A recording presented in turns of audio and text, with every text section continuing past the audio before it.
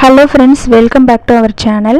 இன்றைக்கி பார்த்தீங்கன்னா கணுப்பிடி எப்படி நான் பூஜை பண்ணுவேன் அப்படிங்கிறது தான் இந்த வீடியோவில் பார்க்க போகிறோம். கணுப்பிடி வைக்கிறதுக்கு தேவையான எல்லா திங்ஸையுமே நான் எடுத்துகிட்டு அதுக்கப்புறம் வெளியில் போயிட்டு தான் காக்கா வர இடத்துல தான் பிடி நம்ம வைக்கணும். அதுக்கு திங்ஸ் எல்லாமே எடுத்து வச்சுருக்கேன். 4 வகையான சாப்பாடு, கோலம் போடுறதுக்கு கோலப்பொடி, தண்ணி, அதுக்கப்புறம் இந்த இலை பார்த்திங்கன்னா மஞ்சள் கொத்தில் இருக்கிற இலை 2 இலை எடுத்து வச்சுருக்கேன். அதுக்கப்புறம் கற்பூரம், ஊதுபத்தி, உத்தரியில் தண்ணி ரெடியாக இருக்குது. இன்றைக்கி இந்த இலையில தான் நம்ம படைக்கணும், அதுதான் விசேஷம். அதனால் இந்த இலையை நம்ம எடுத்து வச்சுக்கணும்.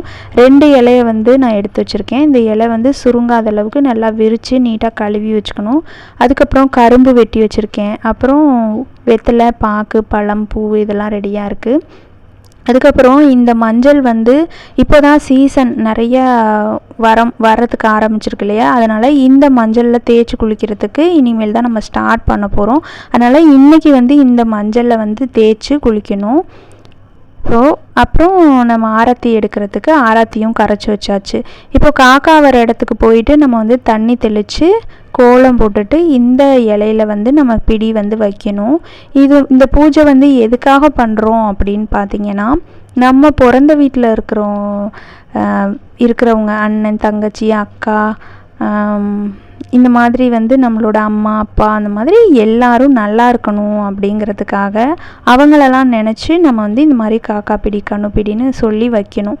இது மாதிரி வைக்கிறதுனால பார்த்திங்கன்னா ரொம்ப நல்லது.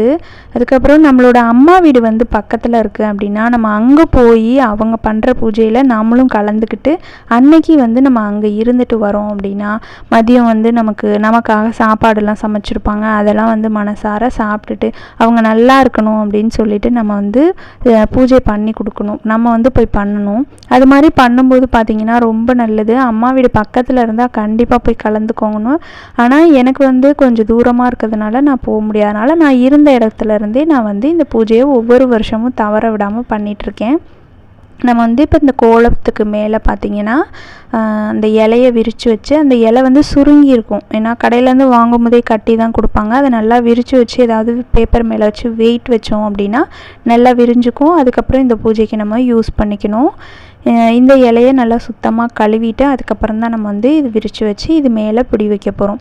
அந்த பிடி வைக்கும்போது பார்த்திங்கன்னா என்ன சொல்லணும் அப்படின்னா, கணுப்பிடி வச்சேன், காக்கா பிடி வச்சேன், கணுப்பிடியும் காக்கா பிடியும் கலந்து நான் வச்சேன், பார்த்து வச்சேன், பரப்பி வச்சேன், பச்சை இலையில் நிரப்பி வச்சேன், மஞ்சள் இலையை விரித்து வைத்தேன், மகிழ்ச்சி பொங்க நிரப்பி வச்சேன், கலர் கலராக சாதம் வச்சேன், கரும்பு துண்டும் கலந்து வச்சேன், வகை வகையாய் சாதம் வச்சேன், வாழைப்பழம் சேர்த்து வச்சேன், காக்கைக்கும் குருவிக்கும் கல்யாணம்னு சொல்லி வச்சேன், காக்கைக்கும் குருவிக்கும் கல்யாணம்னு சொல்லி வச்சேன், அண்ணன் தம்பி அக்கா தங்கை குடும்பம் எல்லாம் அமோகமாய் வாழ அழகாய் வச்சேன், தூப தீபம் காட்டி வச்சேன், தூய மனதுடன் நானும் வச்சேன், கற்பூரம் ஏற்றி வச்சேன், கடவுளை வணங்கி வச்சேன், இதையெல்லாம் எடுத்து வச்சேன், ஆண்டவனை வேண்டி வச்சேன், கணுப்பிடி வச்சேன், காக்கா பிடி வச்சேன், கணுப்பிடியும் காக்கா பிடியும் கலந்து நானும் வச்சேன்,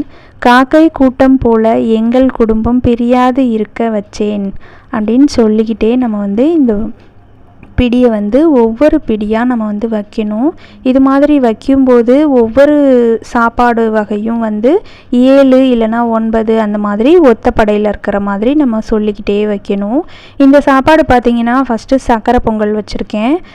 சக்கரை பொங்கல் நம்ம ஆல்ரெடி நேற்று தை பொங்கலுக்காக நம்ம வச்சுருப்போம் இல்லையா, அதிலிருந்து ஒரு புடி அளவுக்கு நம்ம எடுத்து வச்சுக்கணும்.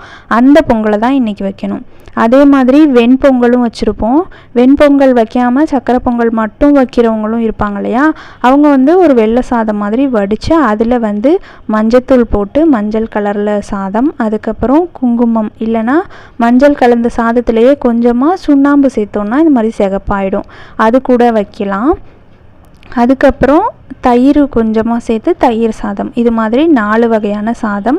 அதுக்கப்புறம் உளுந்த வடை, ஏன்னா காக்காவுக்கு வந்து உளுந்த வடை ரொம்ப பிடிக்கும், அது வைக்கலாம். நான் வந்து இன்றைக்கி அதை வைக்கல, நமக்கு என்ன வைக்க முடியுமோ அது மாதிரி. ஆனால் சாப்பாடு வந்து நம்ம நேற்று வந்து பொங்கல் வச்சுருப்போம் இல்லையா, அந்த பொங்கல்லேருந்து மீந்த பொங்கல் தான் வந்து, மீந்த பொங்கல்னு சொல்லக்கூடாது, இதுக்காக நம்ம எடுத்து வச்சுட்டு அதில் தான் நம்ம வந்து இந்த பிடி வந்து நம்ம வைக்கணும்.